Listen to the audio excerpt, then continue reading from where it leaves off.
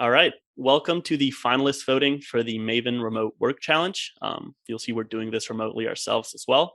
And you'll also see that we've got Chris Brule joining us, our new Python instructor for the first time. So Hey everyone, glad to be here. Woo! Glad to have you, Chris. Now, before we get started, I just want to add some context around the challenge because I think it's definitely been the most challenging challenge to date, particularly because of the nature of the data set. So I want to take a quick minute just to talk about that. Now, the data set contained the results of two surveys of around 1,500 people from the state of New South Wales in Australia. The first one was in August and September 2020, so at the height of COVID in Australia. And then the second was in March and April 2021, once restrictions had loosened a bit. So what the entrants to the challenge actually downloaded were two CSV tables, and each record represented a single respondent to the surveys, and it contained answers to questions on their employer's policies, practices, and attitudes for remote work, their own attitude towards remote work, the amount of time they spent working remotely and how they spent it, the barriers and best and worst aspects of working remotely, and then just their expectations for a post-COVID future regarding remote work. So this was the data set, but if we actually take a look at the data, you'll see that it presents its own challenges just beyond the complexity of the survey. You'll see that the columns don't match between 2020 and 2021, which made it very hard to join them and analyze them together. And B, you'll see that it's mostly just text and categorical data. Even the columns that have percentages aren't just percentages, they also contain text. So just to even begin to start analyzing this, they had to really think about their processes and clean the data just to even be able to extract some value. So again, this was a really hard challenge, but we still managed to get over 60 participants, which was great to see. And what we've already done prior to this call was narrow them down to just 7 finalists, which are the ones that we're going to be discussing now.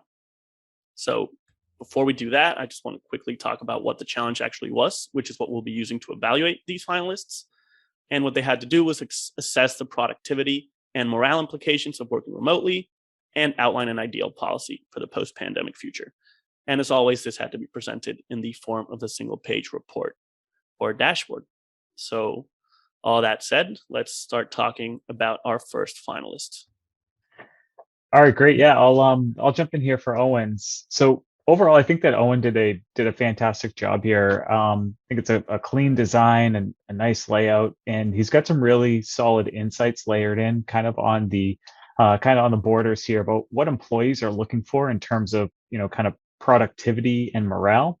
And then the main kind of sections in blue here really are focusing on what organizations can do to better help people balance that kind of remote work culture versus in person. So looking at the first section here, I really like how Owen's first point, it's really investigating kind of collaboration spaces to kind of help facilitate some of that face-to-face meetings for things like relevant job training or coaching or other kind of strategic meetings there. And the chart just below that, I think, does a really good job of kind of highlighting some of the pros and cons there, right? So, kind of topping the pros list here, he's talking about things like not having to commute, flexibility in managing personal commitments, things like that. And then on the con side, opportunities to socialize, developing relationships with coworkers, and on-the-job learning really led some of the biggest pieces that were negatives. Beyond that first section, Owen's other two sections did offer some good kind of insights into to some policy adjustments. One of the interesting insights here that I really liked, so on the bottom right, I think it is, where he listed that 10% of respondents would be willing to take up to a 5% pay cut to work from home. I actually thought that was a really interesting insight that, could potentially have been dug into a little bit deeper, or could have helped influence some potential policy updates. Again, kind of going on a little bit of a constructive feedback point here. I would have actually liked to see a little bit more of a narrative on the second and third points listed here. I think it does a good job, setting up some different kind of improvement options, but doesn't really go into a ton of detail or how exactly to pay them off. So I think a little bit of opportunity for improvement there. But overall, really, really fantastic job here. Agreed. All right. And moving on to Cornelius, I'd actually like to talk about Cornelius myself, because I think as we start to talk about these, and even from other entries, the main insight that people kind of found was that remote work increases productivity. And that's what Cornelius kind of showcases in his first section here, specifically because people are spending less time commuting. But what he also did in the second section that no one else did, at least not what that I saw, is that people that work remote are only more productive because they're spending more time working on average. And what his scatter plot here is showing, if you really kind of take some time to look at it and understand it, is that in order to be more productive, or even just as productive working remote as working in the office, you have to spend more hours working on average. And there were even respondents that worked more hours a day on average working from home and had less productivity than working from the office. So I thought this was a really great and really insightful, deep dive into the data, because he could have just stopped at, remote work means more productivity, but ultimately I don't think it does. And that's what he calls out here.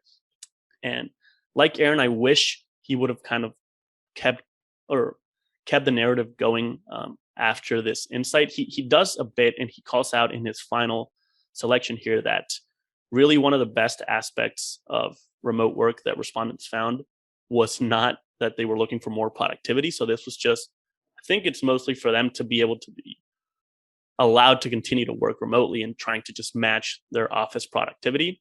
So what he ends with, or what he concludes, is that it's really this trend that we're seeing of spending more hours working by working remotely is unsustainable. So companies should be aware of that and try a more of a mix of an office-based and remote work approach. So I thought this was really, really clever what he did here. All right, let's move on to John. Yeah, so I'll take John's. I really love the design of this visualization. It almost feels more like a magazine infographic. I like that John had a little bit of fun with the tone here. So, we have wait, what, and things that make you go, And, we might not do something like this in the workplace, but given that this is a challenge, I think it's really fun that John really, really did this. And it does feel more like a magazine layout. I love that I can scan this visual and quickly get a good sense for some of the macro trends around remote work. So we can quickly see that the number of people not working remotely is falling, people working remotely is increasing. We see that 55% of folks say that they're more productive. This is one of the key questions of this problem. So we kind of get that question answered for us quickly up here. And then it also mentions not commuting continues to be the biggest improvement, which ties into that morale question. And then we have this bottom right chart, which talks about this contradictory, enjoyment of working at home, but also missing seeing their colleagues. So it's kind of pointing out that there's a mixed picture. As we get into the second half of this visual, I think we kind of lose a little bit of focus on the question at hand. We're talking about pay cuts and corporate policies being updated. So that might be where we could have dug further into the morale and productivity question specifically. But one thing that I really wanted to call out was I love that there's this warning label and the things that make you go, kind of pointing out that there might be some sampling bias in this survey. So 70% of surveys were couples and only 17% were less than 30 years old, which might be an indication that we should do a deeper dive into those younger demographics and see if there's, any of these trends kind of emerge or look different across those cuts of data. But yeah, overall, I really liked a lot of the insights in here. And I think the other thing I wanted to comment on was just that it's really hard to limit how many insights you find, especially in data this rich. So I like that John was able to kind of condense down some of the key insights and still give room for the visualizations to breathe. a lot of folks will kind of try to mine every insight, whereas John really focused on a handful of key takeaways so that when we look at this, it's very easy to get what he's trying to communicate. So well done, John. Well done indeed. Thanks, Chris. All right, now moving on to Carlos. Yeah, I'll take Carlos. So first off, on the positive side, I think it's clear he put a ton of effort into this report. Really interesting and unique visual design, especially compared to other submissions. Ton of very interesting takeaways baked in here, and even some supplemental research and quotes, which I thought was great. Always nice to see people go above and beyond. I like that he led with kind of a project brief and summary of the data set at the top. Talked a little bit about breaking down the survey sample before diving deeper into the specific insights. So I think that structure generally works pretty well. And I do want to give a shout out to the word clouds at the bottom.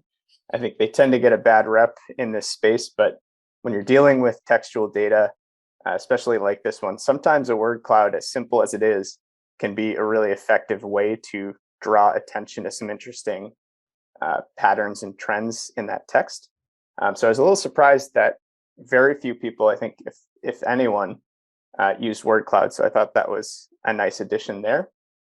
Now, as far as areas for improvement here, not to pick on Carlos here by any means, we saw a lot of people take a very similar approach. And I think this presents a good opportunity for us to step back and talk about some data visualization principles and best practices that I think could really take this report and many others to the next level. So good segue, Chris, talking about the last submission with John's report. But I think the first thing that struck me about this is really an opportunity to narrow down the focus, right? So there's so much detail here. There's so many visuals, so many data points, so many text callouts that it's really easy to lose focus as the end user. And when that happens, oftentimes the most interesting and important insights end up getting lost in the noise. So what we typically recommend is really trying to hone in on one or two of the most interesting patterns or trends that you find and focus on going deep there and really paying those off instead of trying to include everything that you find. Similar feedback, just as far as focusing on clarity over variety here. Just looking at this report, you'll find a lot of different visuals represented. You've got stacked bars, you've got columns, donuts, decomposition trees, word clouds, tables. There's a key influencer visual there as well. And not only that, but several of them are kind of complicated to understand at a glance. So one thing we often talk about is this idea of a 10-second rule, where if your end user can spend 10 seconds looking at the visual and still can't extract the story that you're trying to tell, that's usually a good sign that you need to simplify things a bit.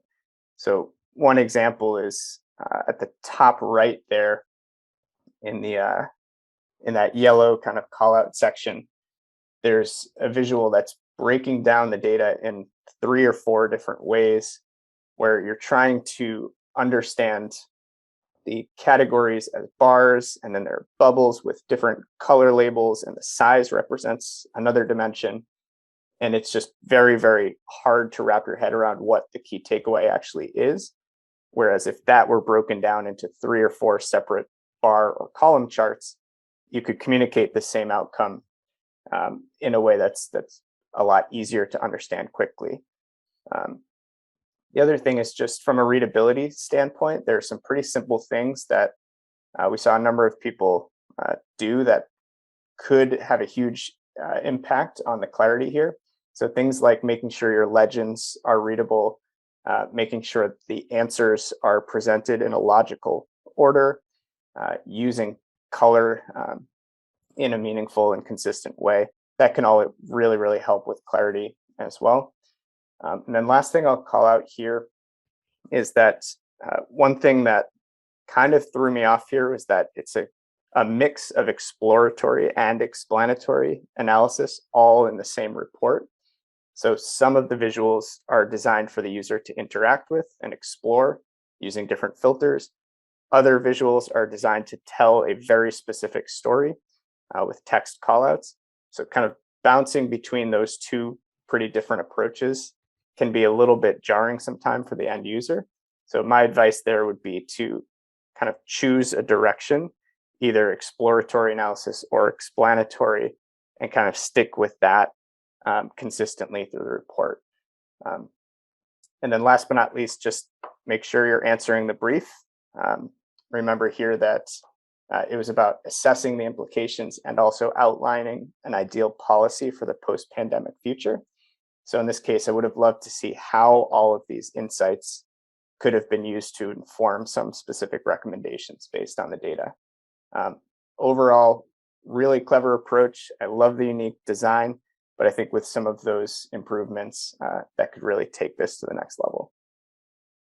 All right. Thanks, Chris. Now moving on to Marjolaine. Awesome. Yeah, I'll talk about Marjolaine's here. So it's kind of a good transition from Carlos's, where Carlos had done so much. I think one of the things that you always see in Marjolaine's work is she really does take that focus, and instead of just every chart that she came up with, usually when she's presenting, you'll see her tell a very narrow and focused story. So here she's chosen to really hone in on how people feel when they're working remotely. And you can see that one on the left. It's very clear that most people are saying that on days that they work remote, they feel better. She's got different cross sections of that too, which was pretty interesting, sort of what the top of that chart looks like versus the bottom. So I thought that was a pretty interesting visual. So again, that's an example of just being very, very narrow on one piece. She's also got her advice here. So she is answering the prompt, what should be done about this. So generally speaking, this is kind of typically what you see from Marjolaine, who is a pro. She's found a story and she wants to tell it to you, and it's pretty direct there. So yeah, great job, Marjolaine. Glad to have you in this one. Yep. Thanks, John. All right, now on to Stacey. I really like Stacey. Well, the first thing that actually surprised me about Stacey is that this is actually all done in Excel, which is, I don't think we see a lot, like Excel represented a lot in these challenges. It's usually just Tableau or Power BI or a mix of other design tools. But I think this really shows that Excel really has some great capabilities available here. And this was actually from what I saw in her video that she included with the interactivity, used pivot tables and pivot charts in some clever ways. So I thought that was great. But the main thing that I really like about this one is, again, not just the focused approach, but the really kind of clear and linear approach. What she's doing is she's asking 3 very clever questions that are all regarding the specific prompt that we asked. She's answering those using, she's answering them clearly using clear visuals. And then at the end, she's got her key takeaways at the end based on those questions. So question number 1, what are the benefits of offering a remote work option for employees? And then key takeaway number 1, both managers and employees identified benefits of having a remote work option, particularly in productivity, which is what we see called out in the 2 bar charts.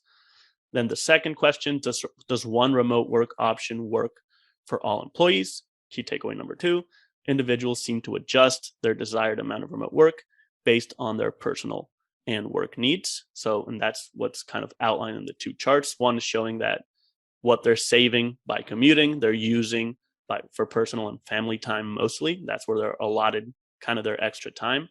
But in the other charts are showing those that have tasks that can be done remotely versus those that can't, and how much of their time they would like to spend working remotely, which does differ. And then question number 3, what are some key elements to consider in a remote work policy, which was mainly what the prompt was about. And key takeaway number 3, preparing the organization, establishing a clear process, and including flexibility where possible are all components to consider when creating a remote work policy. So again, really focused approach that she was able to execute very kind of simply in a really effective way. So I really, really like this entry. And moving on to Gerard. All right. Yeah, I've got Gerard here. So first, what we've got is just a very strong recommendation as the first thing you see in the top left. We have to go hybrid, right? And then the rest of this really backs this up. So Gerard's done a good job of being a storyteller throughout a number of these. He attacks it from a number of angles. In the top, talking about management's perspective here, their responses about improving retention, about trying to attract new talent, and that hybrid or remote approach being an advantage in management's eye.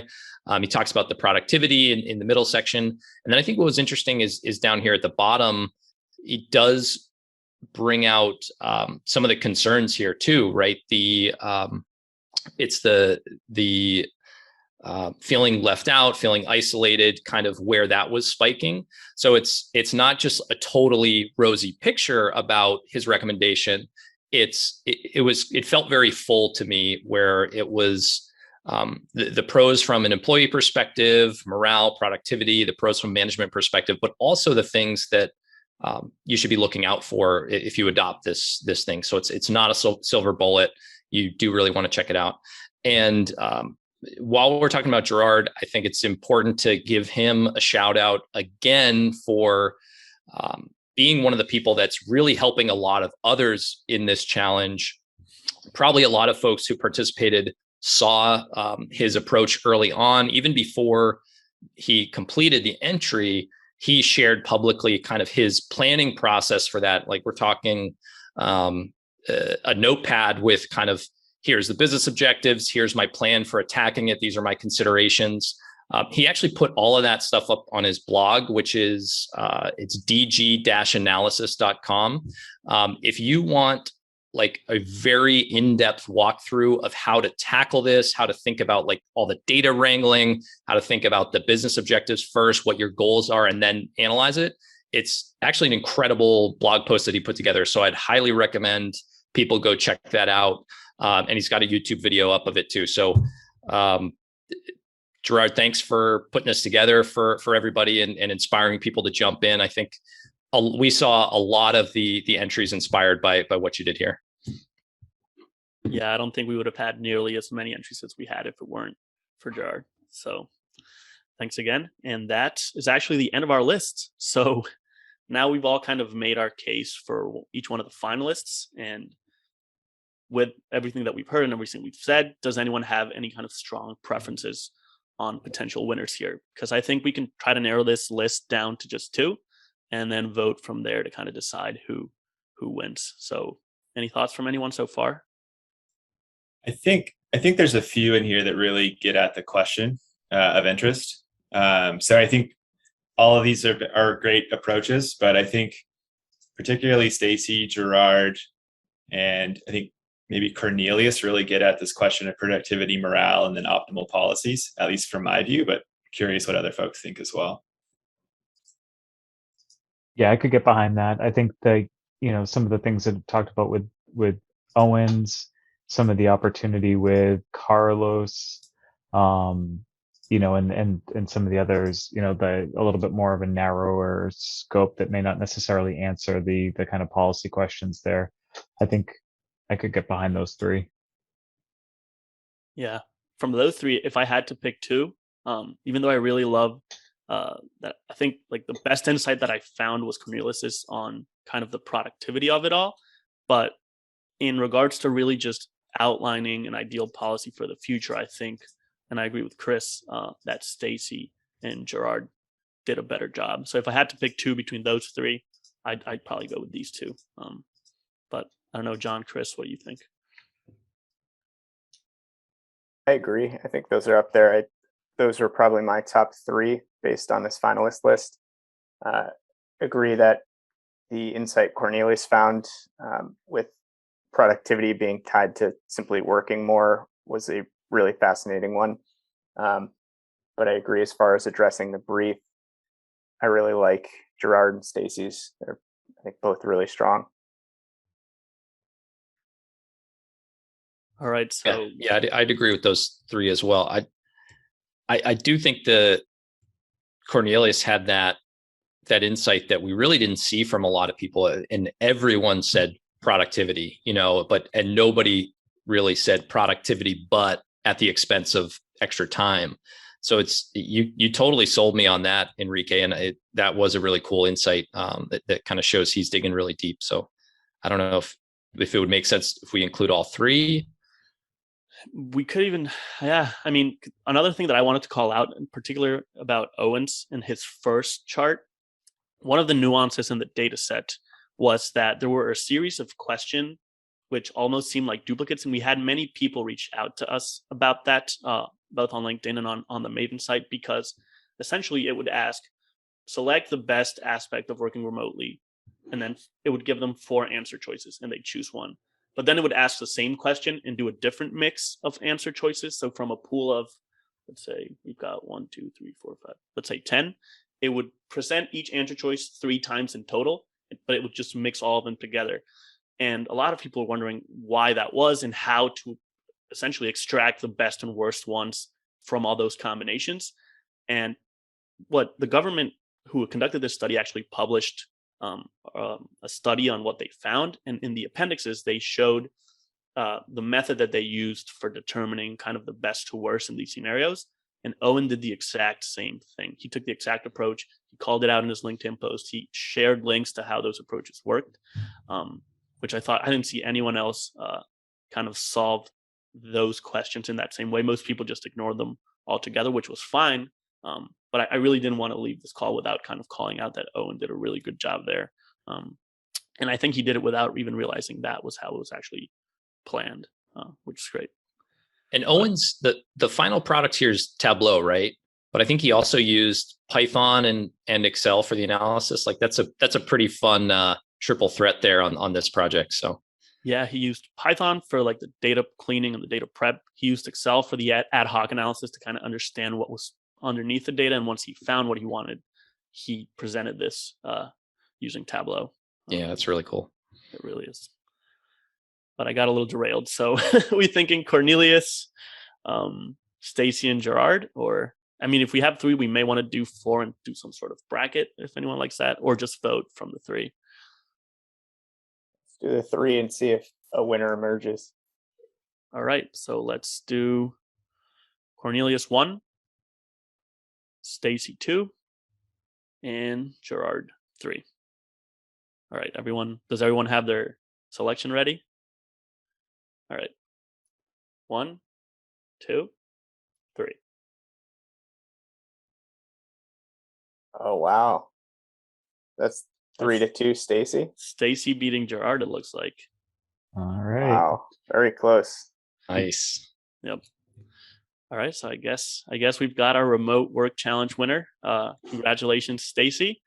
Your prize, as you can see right here, is that you've just won a free annual membership to Maven, and we've actually got another one to give away, or for you to give away to anyone you'd like. So congratulations once again. Let's try to give her a round of applause here for job well done. Nice work, Stacey. And a round of applause for Excel as well for finally winning its first challenge. All right. Well, thanks everyone for joining. Thanks for everyone who participated in this challenge, and we'll hope to see all of you in the next one as well.